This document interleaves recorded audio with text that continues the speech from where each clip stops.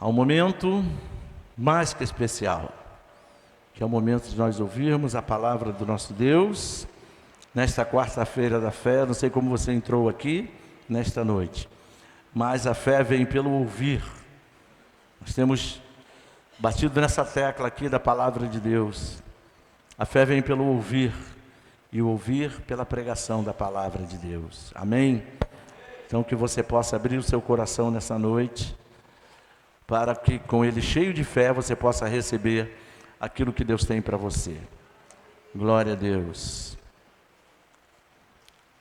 Aleluia.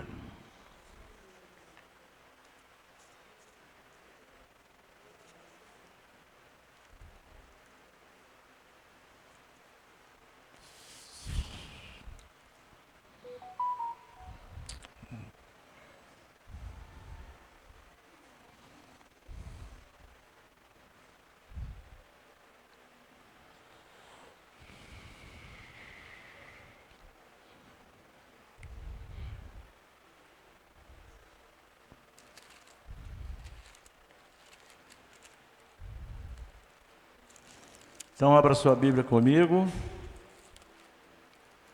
no Salmo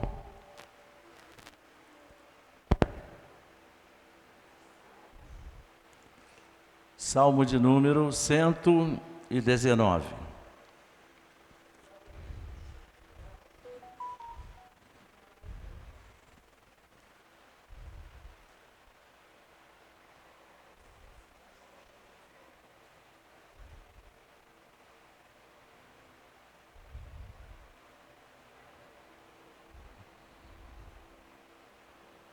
Pronto. Salmo 119, a partir do versículo, deixa eu ver aqui,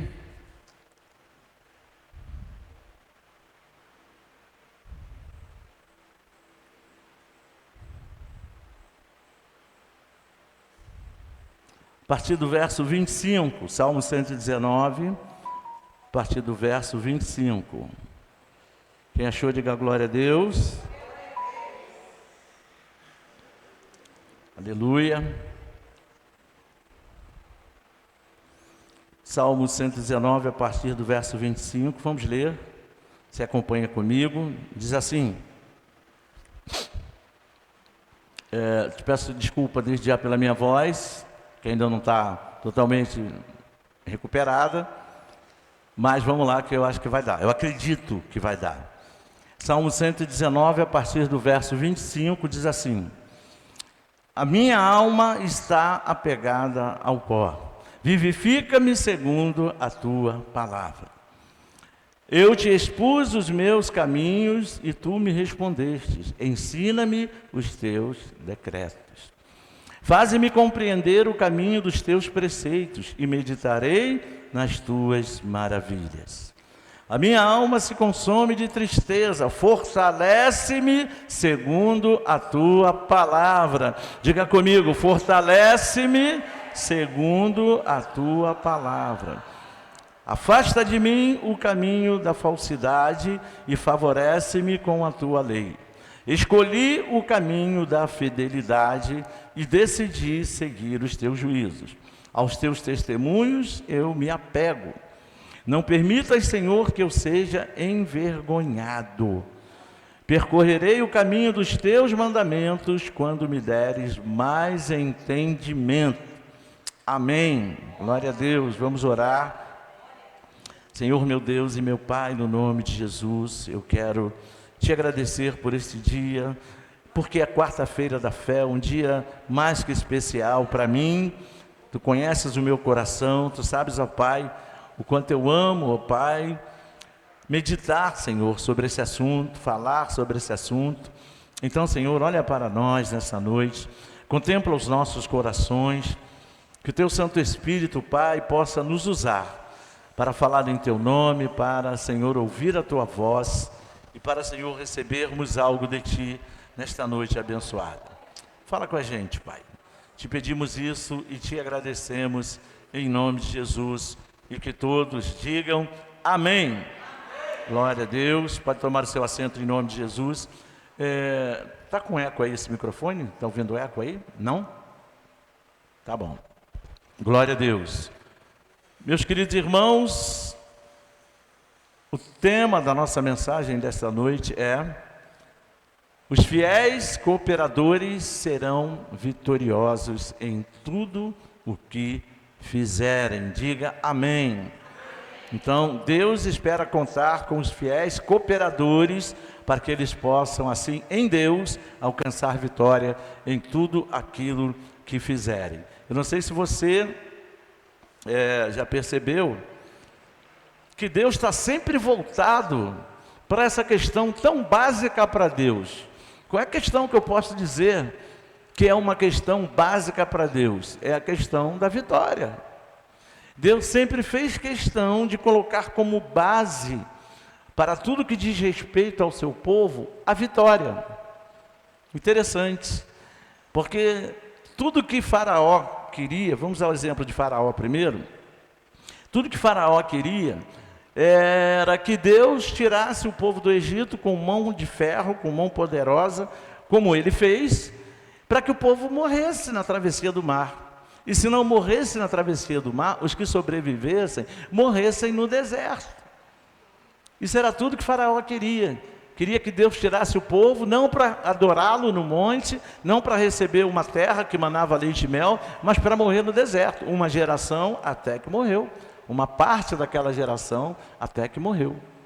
Para não dizer a maior parte.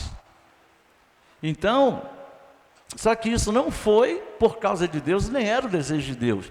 Tanto que Deus providenciou tudo o que eles precisavam para viver uma vida vitoriosa, mesmo no deserto.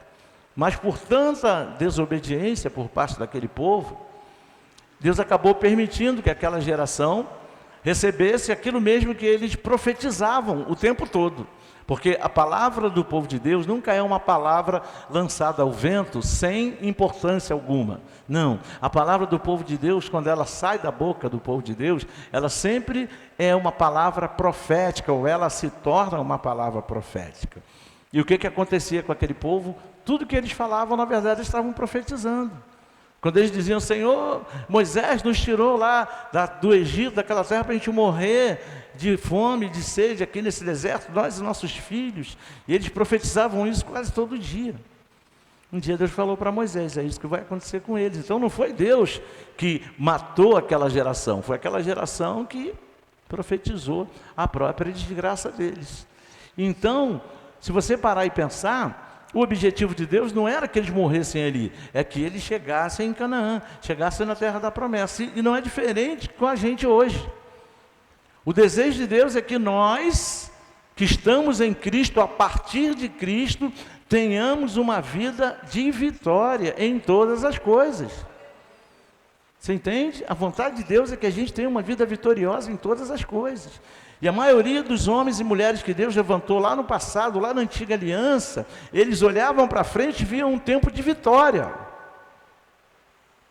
Se você prestar atenção lá no que disse Isaías, Deus disse através de Isaías: eis que eu faço coisa nova, coisa que ninguém nunca viu. Estava se dirigindo ao futuro.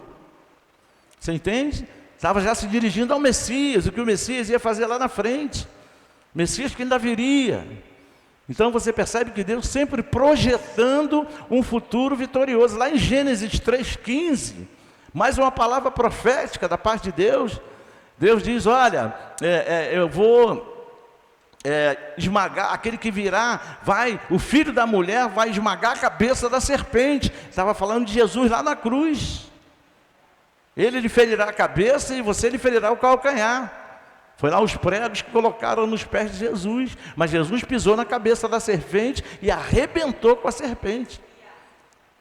Entendeu? Então Deus sempre projetando a vitória, e na cruz Jesus consumou essa vitória para nós. Então a gente não pode esquecer disso. O desejo de Deus para a gente é que a gente vença tudo, não é uma coisa ou outra não, é que a gente vença tudo. É que a gente destrua todas as coisas más ao nosso redor. Esse é o desejo de Deus. Ele disse: eis que eu dou a vocês poder para pisar serpentes e escorpiões e toda a obra do mal, e nada, absolutamente nada, vos causará dano. Jesus falou isso. O que ele quis dizer? Que nada, absolutamente nada, nos causaria dano, e que ele ia nos dar poder para pisar serpentes, escorpiões e toda a obra do mal. O que é isso? Tudo aquilo que vem contra nós, tudo aquilo que se levanta contra nós. Então, a gente precisa ter essa noção. Se nós nos mantermos numa posição de fiéis cooperadores, porque você tem nos ouvido falar aqui, que quem faz a obra é Deus. Por que quem faz a obra é Deus? Porque a obra é sobrenatural, a obra é milagrosa. E só quem faz milagre é Deus. Só quem faz o sobre, só quem pode mover dentro do sobrenatural é Deus. Você entende? Então, o máximo que a gente pode fazer é ser fiel a Ele e cooperar com Ele, para que essas coisas aconteçam, para que o sobrenatural se manifeste. Você entende? Então, a gente precisa fazer essa escolha, escolher ser fiel. E ser fiel é uma condição que a gente se coloca diante de Deus. Fidelidade não é um sentimento, fidelidade não é um estado, fidelidade é uma posição. Eu assumo uma postura de fidelidade, uma posição de fiel. Isso é escolher ficar firme na fé em Deus e na força do seu poder. Eu preciso escolher ficar firme na minha fé em Deus. Por incrível que pareça, existem umas coisas que Deus não gosta em nós. Eita, está dando maior eco aqui. Mas pior que não tem ninguém para mexer no som aí, né? Vou trocar de microfone aqui para ver se melhora. Espera aí. Está dando maior eco aqui, está me atrapalhando.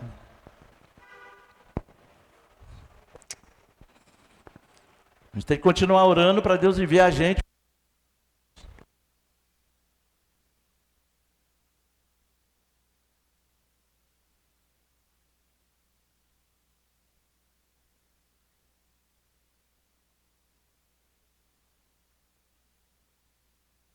Se você estiver fazendo as orações devocionais, não se esqueça disso.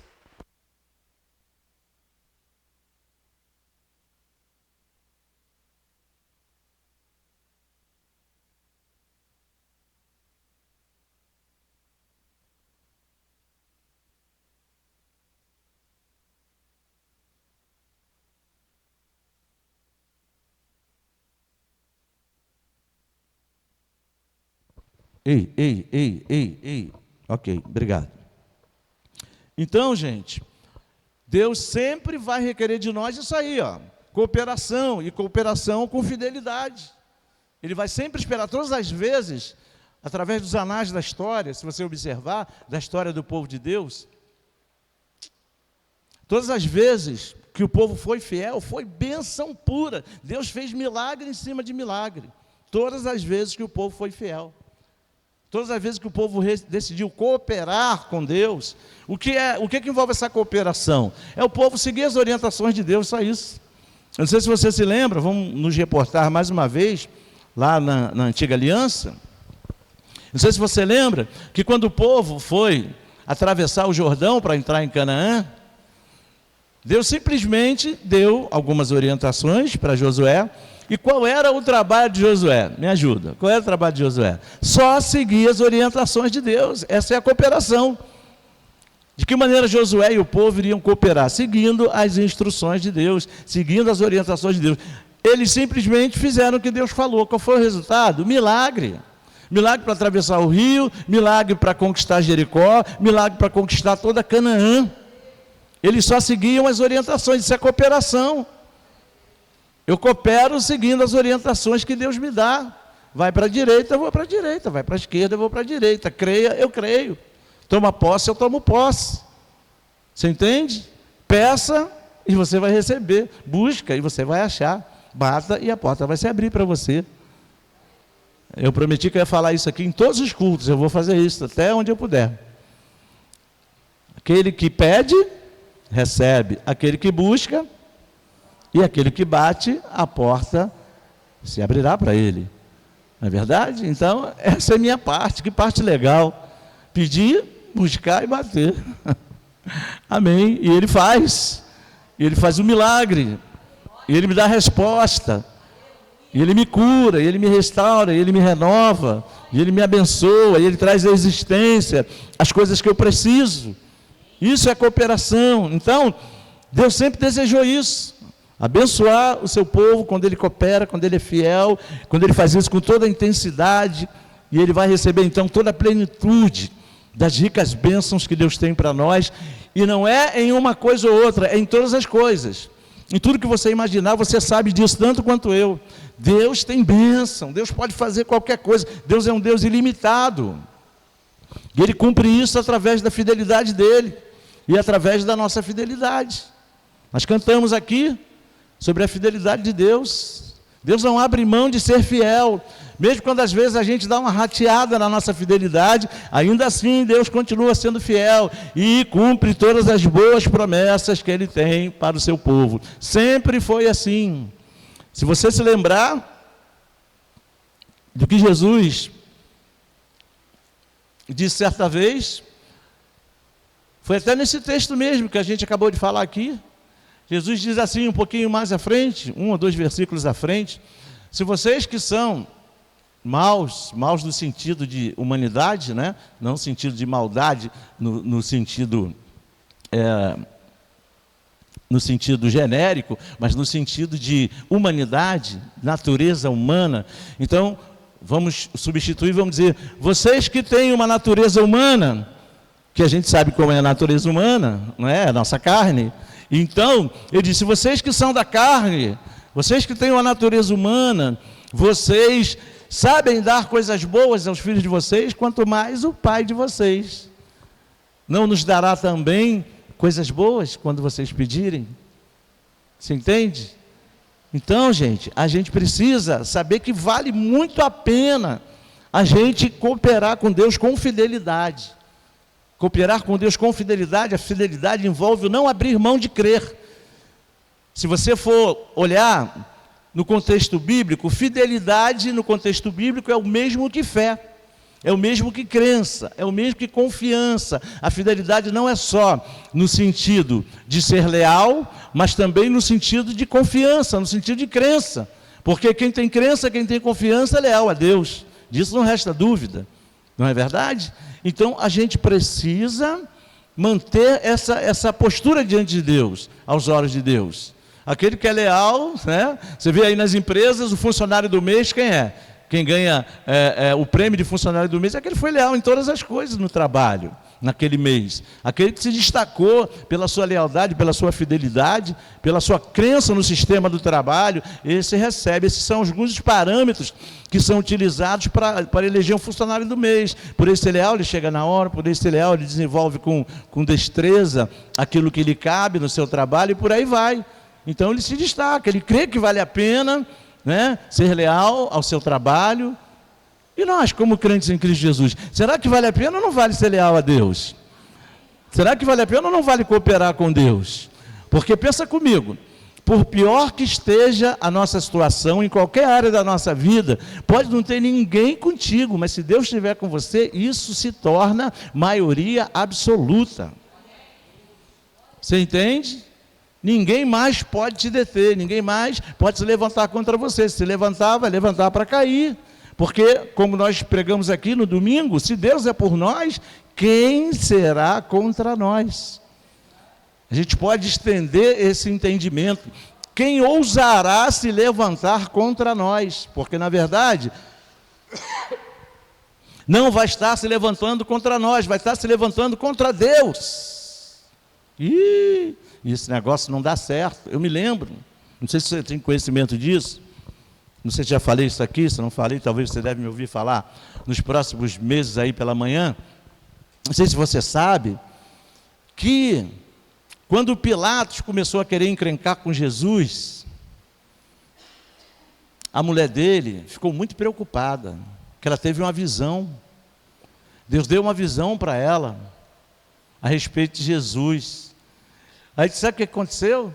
Ela chamou Pilatos num canto, depois que ele viu lá ele querendo imprensar Jesus, para Jesus falar alguma coisa, Jesus não querendo falar, querendo dizer para Jesus, eu tenho autoridade para te prender e para te soltar. Foi o único momento que Jesus falou. Jesus falou, quer saber, se você tem um mínimo de autoridade, é porque meu Pai que está no céu que te deu.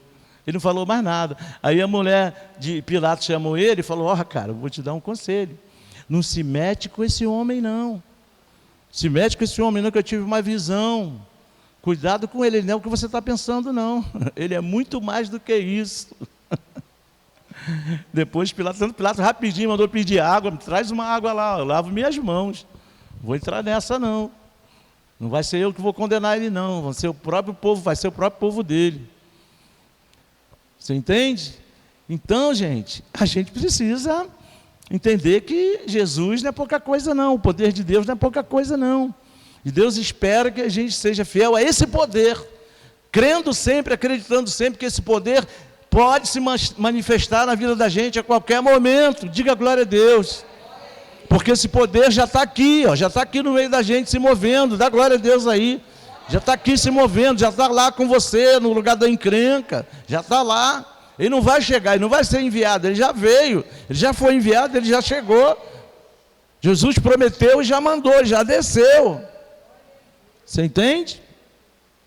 E é através dessa crença, dessa fidelidade, que a gente deve permitir que a fidelidade de Deus transforme a nossa história, mude a nossa vida, mude as bênçãos, mude as maldições e torne em bênçãos, porque as maldições estão aí tentando nos alcançar, só que elas não podem mais nos alcançar.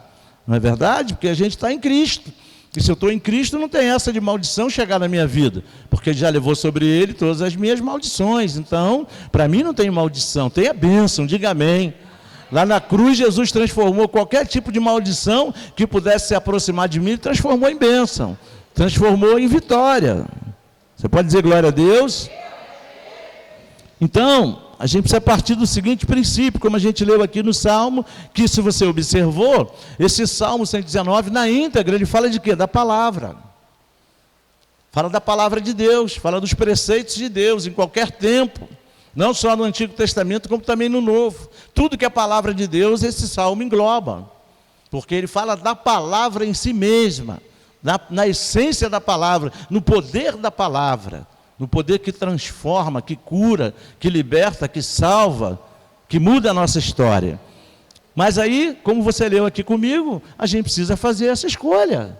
Não é verdade? Fazer a escolha correta, a escolha certa. Lá no Salmo, no verso 30, ele fala exatamente disso. Quem escreveu esse Salmo, provavelmente, não há convicção disso, não há certeza disso, mas provavelmente foi Davi, ok?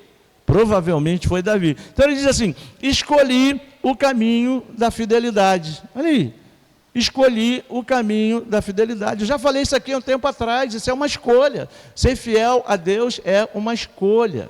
Eu preciso escolher ser fiel. Quando eu olho para Deus e vejo os atributos maravilhosos que Deus tem, que todos eles se manifestam a seu favor, eu diria aqui hoje só 2 deles, a fidelidade. Fidelidade é atributo, meu irmão. Sabe o que isso quer dizer? Atributo quer dizer qualidade que é intrínseca ao ser de Deus. Faz parte do ser de Deus, da essência de Deus. Deus, mesmo que Ele quisesse, Ele não pode deixar de ser fiel, porque faz parte da natureza dEle. A fidelidade faz parte da natureza dEle. Você entende? Então, tanto a fidelidade quanto a bondade são atributos da essência de Deus, fazem parte do ser de Deus. Você entende? Então, se a fidelidade dele, a bondade dele me alcançam, é tudo que eu preciso na vida. Você entende? A fidelidade de Deus quer dizer que Deus não vai falhar comigo. E a bondade quer dizer que Ele vai derramar sobre a minha vida toda sorte de bênçãos. Isso envolve milagre, isso envolve resposta, isso envolve solução para o meu problema, isso envolve estar comigo em todas as horas, principalmente nas horas mais difíceis da minha vida, isso envolve tudo isso. Não é à toa que lá no Salmo 23, o salmista disse, o mesmo Davi disse, bondade e misericórdia me seguem. E pode subentender aí também a fidelidade. Quem é bom é fiel. Amém? Uma coisa está diretamente relacionada à outra. Quem é bom é fiel e quem é fiel é bom. Você entende? Então, tudo isso Deus quer manifestar na nossa vida. Ele tem solução para todos os nossos problemas, para todas as dificuldades que a gente enfrenta na vida. E quando Ele exerce essa fidelidade e essa bondade, isso acontece, isso nos alcança. E todas as nossas questões são entregues a Ele pela fé, amém? São entregues a Ele pela fé e na crença, na confiança de que Ele já está cuidando, de que Ele já está resolvendo, de que Ele já resolveu. Se a gente usar como base Marcos 11, 23, como a gente tem falado aqui na igreja há alguns dias, o que diz Marcos 11, 23? Se você disser a esse monte são os problemas, representam as lutas, as dificuldades. Ele diz, se você disser a esse monte, levanta-te e lança-te no mar, e não duvidar no seu coração. Lembra o que eu tenho falado aqui da dúvida? Ela é o oposto da fé. Por isso que ele diz, não duvide no seu coração. E não duvidar no seu coração, mas crer, o que é a crença? É acreditar, né? É uma forte crença. Mas acreditar, crer que se fará o que você diz, assim será feito para com quem fez isso. Quem fez isso o quê? Quem disse e quem creu naquilo que disse. Você está entendendo? E o que alguém disse? A palavra. O que alguém disse com base na palavra. Olha o Salmo 119 aí. Olha os preceitos de Deus aí. Os preceitos de Deus são a palavra. As palavras de Deus são os seus preceitos. São as direções que Ele nos dá. O que diz em Romanos 8? Que aqueles que são guiados pelo Espírito de Deus são verdadeiramente filhos de Deus. O Espírito de Deus nos guia como? Com base na palavra. Já percebeu isso? Que o Espírito Santo nunca vai te guiar nada fora da palavra. Tudo que Ele vai te guiar vai estar alinhado com a palavra. O Espírito Santo conhece toda a palavra de Deus, porque Ele é o Espírito do próprio Deus. Foi Ele quem incentivou, foi Ele quem iluminou, foi Ele quem ungiu, foi Ele quem inspirou todos os homens que Deus levantou para escrever a Bíblia. Então Ele conhece a Bíblia melhor do que ninguém. Ele é o intérprete da Bíblia. O tema central é Jesus e o mentor é Deus. Então não precisa dizer mais nada. É por isso que a palavra, ou seja, o Evangelho, é o poder de Deus para a salvação de todo aquele que acredita. Aleluia. Romanos 1,16. Então essa é a nossa confiança. Então eu preciso escolher pela palavra. Eu preciso escolher acreditar na palavra, porque acreditar na palavra significa estar sendo guiado pelo Espírito Santo. Acreditar na palavra significa tomar posse da obra do Calvário, na vitória que Jesus conquistou para mim. Você entende? Então, Deus espera que a gente faça essa escolha, cooperar com Ele, ser fiel a Ele. Inclusive, o Salmo 101, no verso 6, você conhece, minha esposa sempre lê aqui na hora do ofertório. Ele diz que Deus está à procura de quem? Dos fiéis da terra. E onde se lê fiel, leia-se também os cooperadores fiéis da terra. Porque quem é fiel coopera com Deus. Amém? Você pode aplaudir o nome dele? Aleluia! Aleluia! Aleluia! Aleluia! E o nosso maior exemplo dessa fidelidade foi quem? Exatamente o nosso Jesus. Ele foi o nosso maior exemplo de fidelidade. Não houve ninguém mais fiel do que Jesus. Vamos até Filipenses rapidamente, capítulo 2. Estou pensando que hoje é domingo, não, hoje é quarta-feira. Filipenses, hoje o tempo passa mais depressa. É 1h30 só. Filipenses, capítulo 2. Vamos até Filipenses. Deus é muito legal com você. Comigo também. Filipenses capítulo 2, versículo 5. Você conhece bastante esse texto, eu falo muito nele aqui, diz assim, ó. Tenham entre vocês o mesmo modo de pensar de Cristo Jesus, que mesmo existindo na forma de Deus, não considerou ser igual a Deus algo que deveria ser retido a qualquer custo. Pelo contrário, ele se esvaziou assumindo a forma de servo, tornando-se semelhante aos seres humanos e, reconhecido em figura humana, ele se humilhou, tornando-se obediente até a morte e morte de cruz. Olha aí, fidelidade. Por isso, por ser fiel, Deus o exaltou sobremaneira e lhe deu o nome que está acima de todo o nome. para que o nome dele, ou seja, o nome de Jesus, se dobre todo joelho nos céus, na terra e debaixo da terra. E toda língua confesse que Jesus Cristo é Senhor, para a glória de Deus Pai. Ou seja, por ser fiel, e que tipo de fidelidade? Foi fiel até a morte, e morte de cruz. Por isso Deus vai e o exalta, sobremaneira, dando a ele toda essa honra, dando a ele o nome que está acima de todo nome, o nome que cura, o nome que sara, o nome que liberta, o nome que batiza no Espírito Santo, o nome que transforma. Você entende? Quando você vai orar, quando você vai pedir alguma coisa a Deus, o que você fala lá no final? Senhor, eu te peço isso em nome de Jesus. Quando você vai expulsar um demônio, aliás, a gente tem que praticar mais isso, né? A gente tem que expulsar mais demônio. Tem um monte de demônio andando por aí. A gente tem que expulsar essa capetada todinha do meio dos crentes, né? E aí, o que a gente faz? Bota a mão na cabeça dele ou dela e diz o quê? Sai! Em nome de quem? Em nome de Jesus. Qual é o resultado? O demônio tem que sair. Tem que sair. Tem que sair. Você entende? Pedro e João chegaram no templo, na Porta Formosa, estava lá um paralítico assentado, esmolando na Porta Formosa do templo. E diz a Bíblia que Pedro e João fixaram os olhos nele, e aquela troca de olhares produziu fé no coração daquele homem. E aí quando Pedro observou isso, o que o Pedro falou para ele? Em nome de quem? Em nome de Jesus eu te mando, levanta e anda. Uhul! Qual foi o resultado? Ele não andou não, ele pulou. Diz a Bíblia que ele saltou.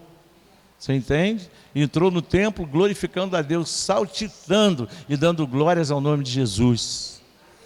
Tudo no nome de Jesus. O que significa dizer? Está ali. A autoridade que Deus deu a Jesus no seu nome, foi ali. Deu a ele um nome que está acima de todo nome, um nome ao qual todo joelho tem que se dobrar, e toda língua tem que confessar que ele é Senhor, só por causa desse nome. No nome de Jesus há poder, diga glória a Deus. No nome de Jesus há poder. Mas por quê? Fidelidade e cooperação. Jesus certa vez disse, eu só faço o que o Pai me manda fazer. Isso é fidelidade, isso é cooperação. Cooperação pressupõe obediência. Então, precisamos tomar a decisão certa. O salmista não falou assim, eu pensei, eu senti. Ele falou, eu decidi. Decisão.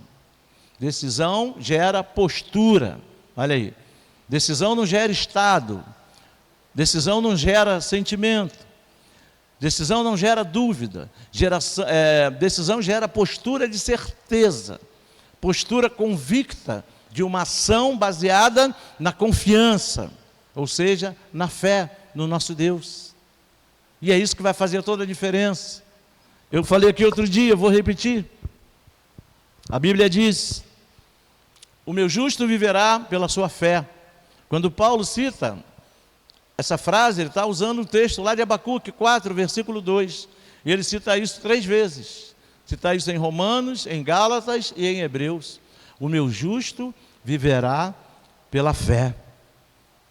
E aí, eu me lembro que quando Jesus abençoava as pessoas, quando Jesus fazia milagre na vida das pessoas, ele não dizia, vai, a tua emoção te salvou, te curou. Vai, o que você está sentindo te curou. Vai, o que você está pensando te salvou. Não, a tua fé te salvou, a tua fé te curou. Seja feito conforme a tua fé. Você entende? Então, o que está envolvido é a fé, é a certeza da fé, é a esperança que traz a fé. Lembra, certeza de coisas que se espera. Espera o quê? Que aconteça.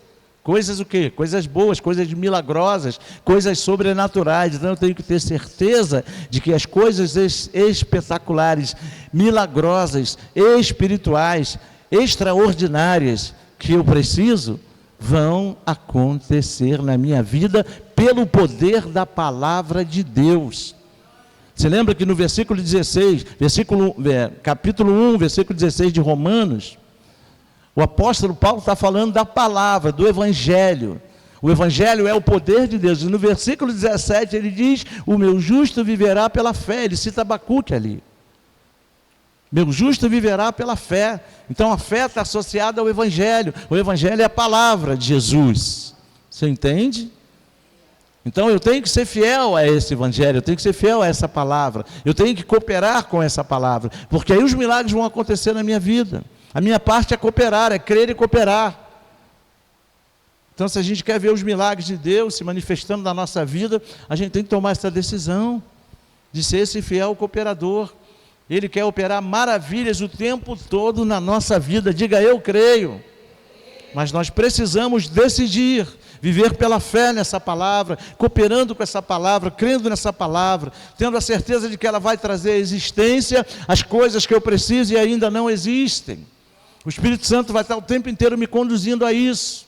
Eu falei aqui também outro dia, que quando Deus libera a palavra, o Espírito Santo estava ali junto, pairando por sobre as águas, lembra? E o Espírito de Deus pairava por sobre as águas. Então o Espírito preparando o terreno e Deus liberando a palavra. Qual era o resultado? As coisas passavam a existir. Haja luz e houve luz, haja isso e houve isso, haja aquilo outro e houve aquilo outro. O Espírito pairando e Deus liberando a palavra. Haja isso e houve aquilo, haja aquilo e houve isso. O tempo inteiro. Você acha que isso mudou? Mudou não, o Espírito está pairando aqui, Deus está liberando a palavra sobre a tua vida. Diga glória a Deus. Então coisas vão passar a existir na sua vida pelo poder de Deus. Você só precisa ser fiel e cooperar com Ele. Você entende? A tua ajuda é cooperar. Olha aí, ó. Não é uma ajuda passiva, não é uma ajuda passiva. Você precisa participar, crendo e cooperando com Ele naquilo que Ele requer de você. Essa é a sua parte. E o milagre deixa que Ele faz. Diga aleluia. E aplauda o nome dEle mais uma vez. Então decida ter um relacionamento íntimo com Jesus. Jesus quer ter intimidade com você. Diga amém. Ele quer ter intimidade com você. Você precisa entender isso. Mas você precisa decidir também ter esse relacionamento íntimo com Ele. Não tem como duas pessoas terem uma intimidade se não houver cooperação. Você está entendendo o que Deus está dizendo com você? Tem, quando você casou, para você ter intimidade, os dois não tiveram que cooperar? A minha bisavó me dizia, meu bisneto, eu era o queridinho da bisa, e a minha bisavó sempre me dizia: quando um não quer, dois não brigam. Você já ouviu essa palavra, essa frase? Isso se tornou um dito popular e avançou os séculos, avançou o tempo. Você entende? Isso fala de quê? Cooperação. Só podem andar juntos se houver cooperação. Só pode ter briga se os dois cooperarem para a briga acontecer. Só pode ter paz se os dois lados cooperarem. Você está vendo lá agora as regiões que estão em guerra. Está vendo lá no Oriente Médio, está vendo lá Rússia e Ucrânia, está vendo lá Coreia do Norte, Coreia do Sul, está vendo lá China e Taiwan, está vendo em todos os lugares. Você não está vendo? Pois é. O que tem que acontecer para a paz surgir? Cooperação entre as partes envolvidas. Enquanto não houver cooperação, não haverá paz. Você entende? Que para tudo tem que ter cooperação.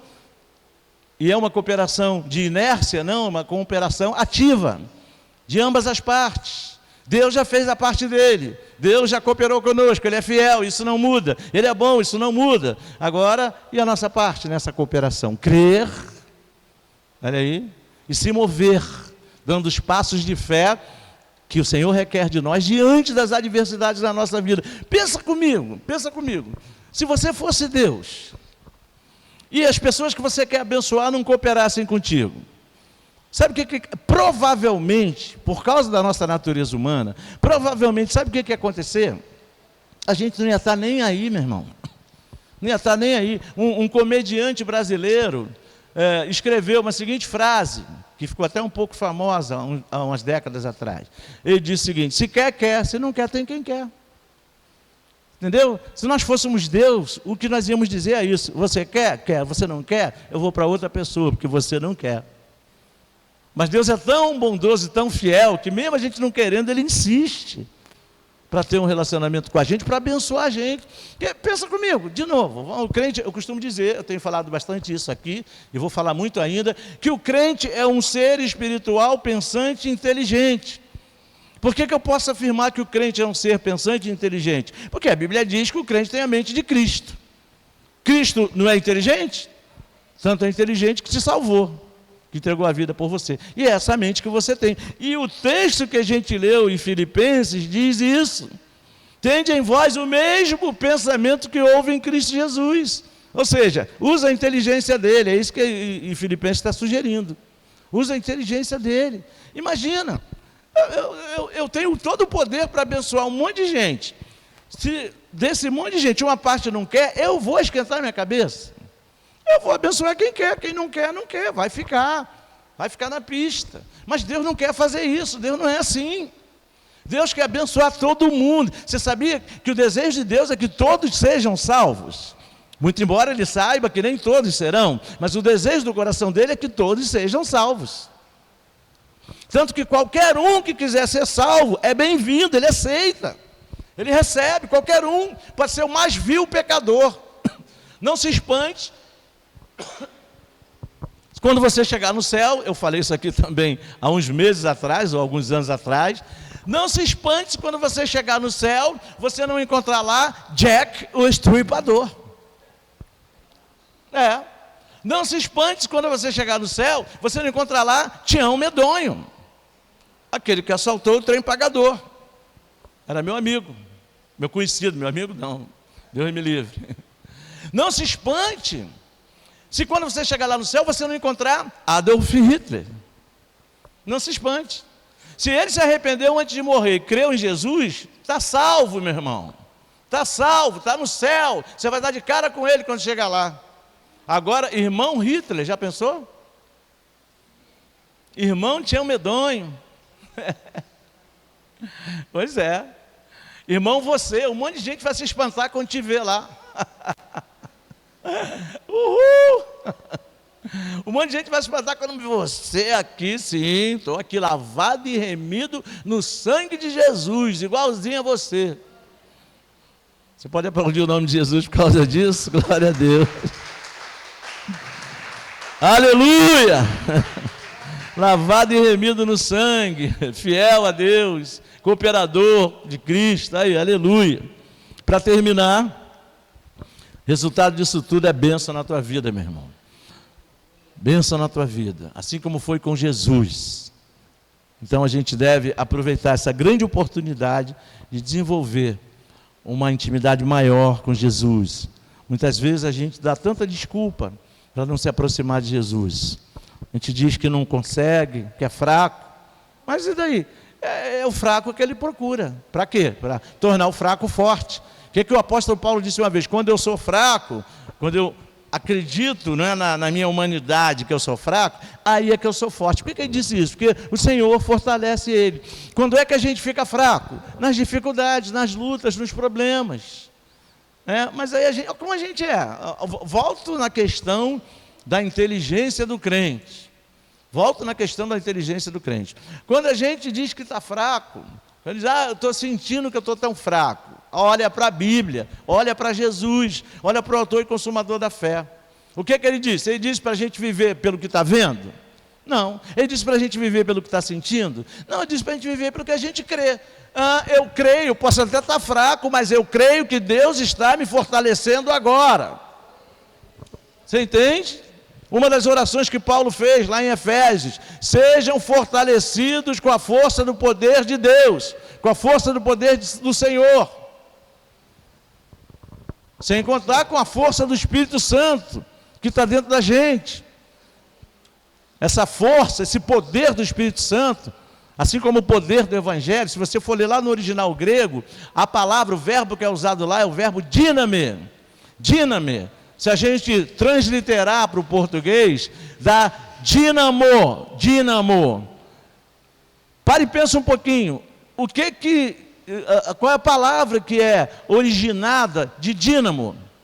Dinamite. Dinamite serve para quê? Explodir. No caso do poder do Espírito Santo e no poder do Evangelho, é para explodir todo o mal. Diga glória a Deus. É para explodir todo o mal, é para acabar com todo o problema. Eu não sei se você é mulher do fluxo de sangue. Te dar o melhor exemplo que a Bíblia traz do dínamo de Jesus, do díname de Jesus. O que a Bíblia fala? Quando a mulher tocou nele, o que aconteceu?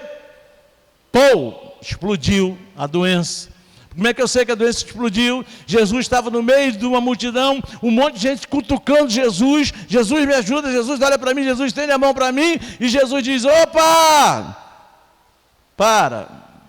Os discípulos, o que foi, mestre? Alguém tocou em mim. Aí os discípulos, e daí, Jesus? Todo mundo que está aqui está te tocando. O senhor está no meio de uma multidão, a multidão te apertando, todo mundo está te tocando. Como é que o senhor diz, alguém me tocou? Alguém me tocou, porque de mim senti que saiu poder, senti que saiu dínamo, senti que saiu dinamite. Qual foi o resultado quando a mulher tocou nele? A doença explodiu, ela ficou curada na hora. Jesus sentiu sair aquele negócio dele, que detonou aquela hemorragia. Poder para explodir, poder de explosão, poder de Jesus tem poder de explodir o mal. Você entende? É esse poder que é liberado sobre a sua vida. É esse poder que está sendo liberado agora sobre a sua vida.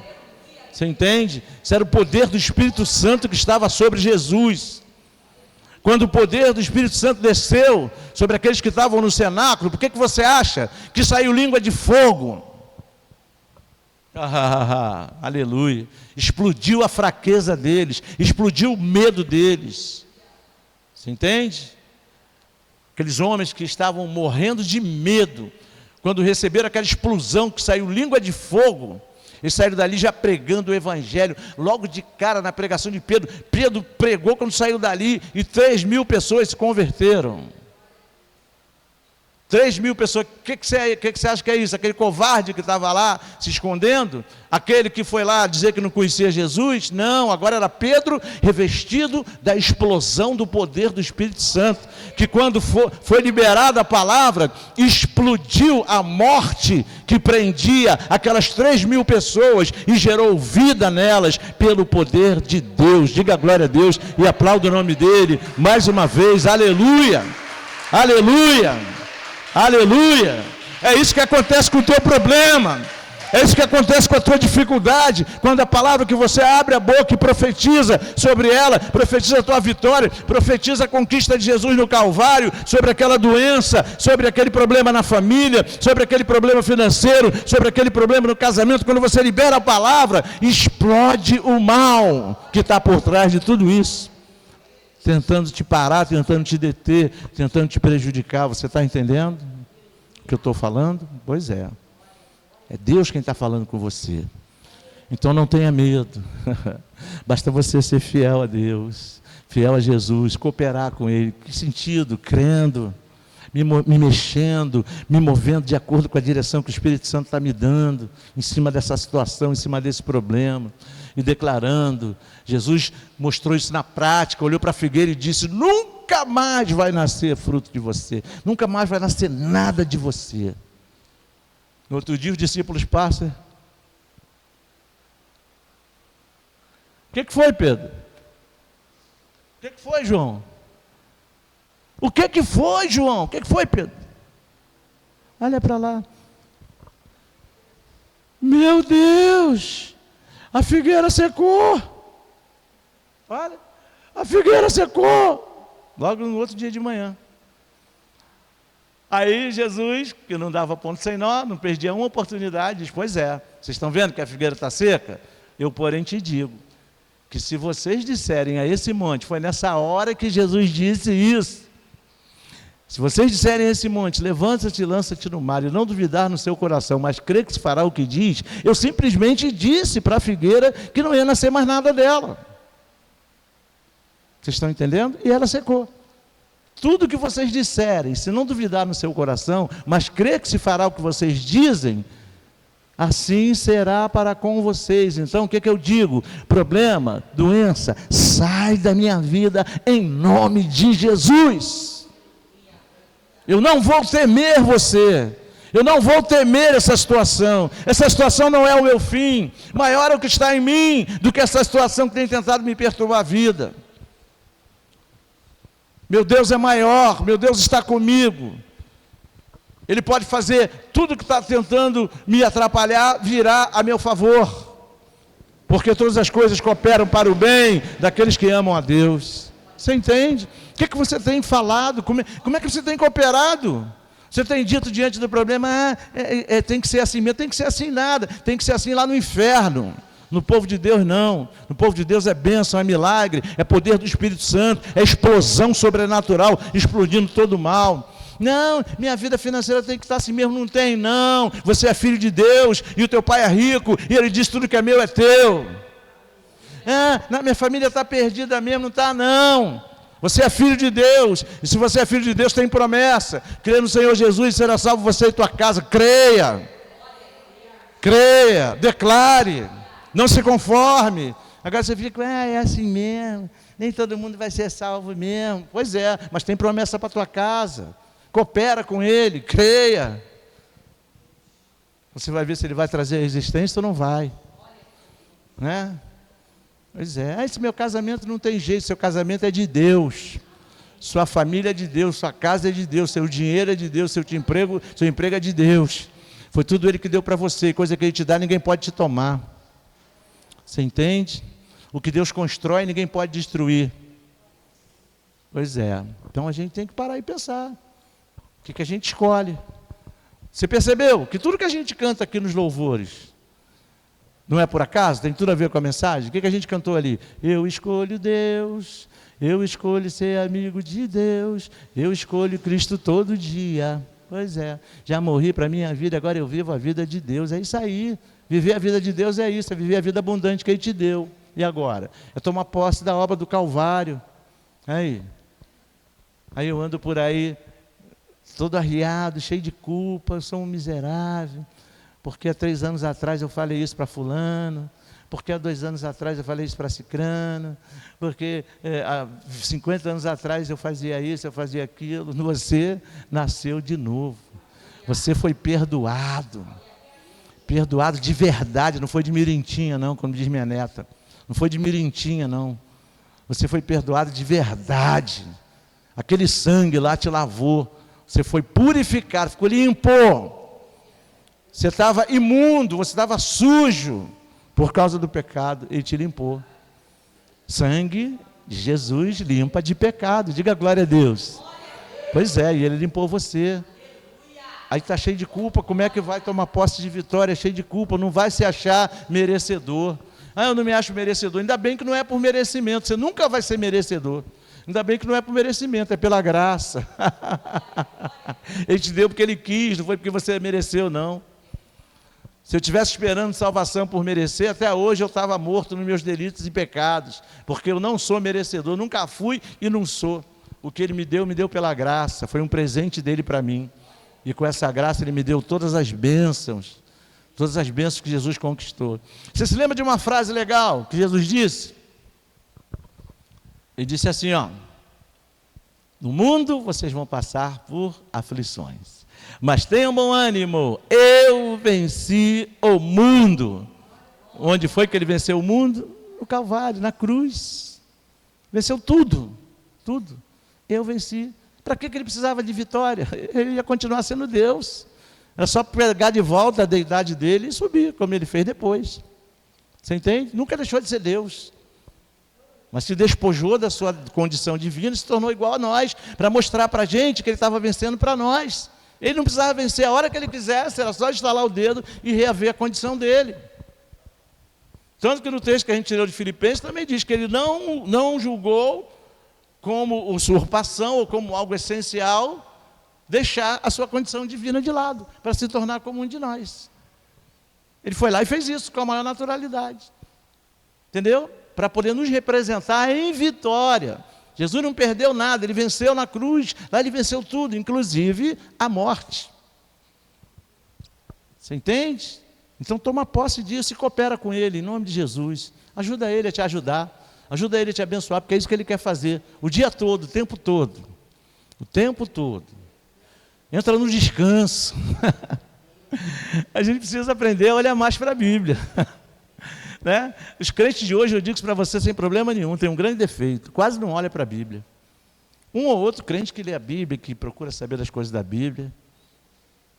E aí quando faz isso, tem que ficar maravilhado, porque Jesus disse assim, ó: venham a mim todos vocês que estão cansados e sobrecarregados, e eu vos aliviarei. O que você quer mais? O que você quer mais? Você entende? É como se ele estivesse te dando um oásis no meio do deserto. Só isso. Você entende?